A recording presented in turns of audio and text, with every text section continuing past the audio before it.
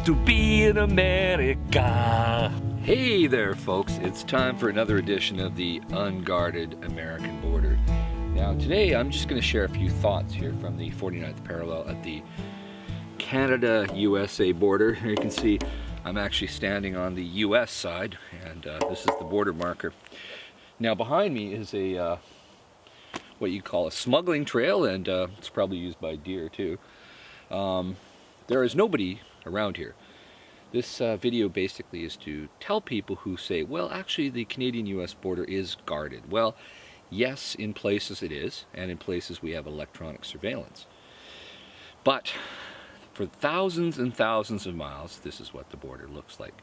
There is nothing here. People don't even live here.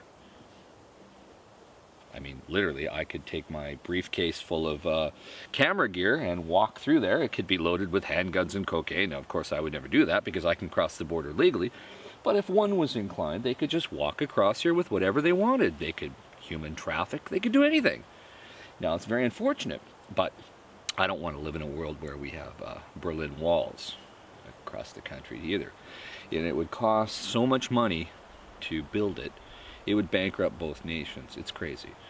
So what you need to do is take away the incentive for people to smuggle. Try and work on the drug trade. Make people not want to do drugs for some reason. Maybe legalize some of the softer stuff. Like, technically, this is Washington State. Marijuana is technically legal because they had a referendum and they've decided that marijuana is legal. But guess what? On the Canadian side, in spite of almost everybody using marijuana under the age of 50, it's actually illegal. Now, I'm not a marijuana user, but I live in a realistic society where I don't want to waste money on things that we can't afford, because things are getting pretty tough out there for a lot of people. So I just figured I'd share a few thoughts.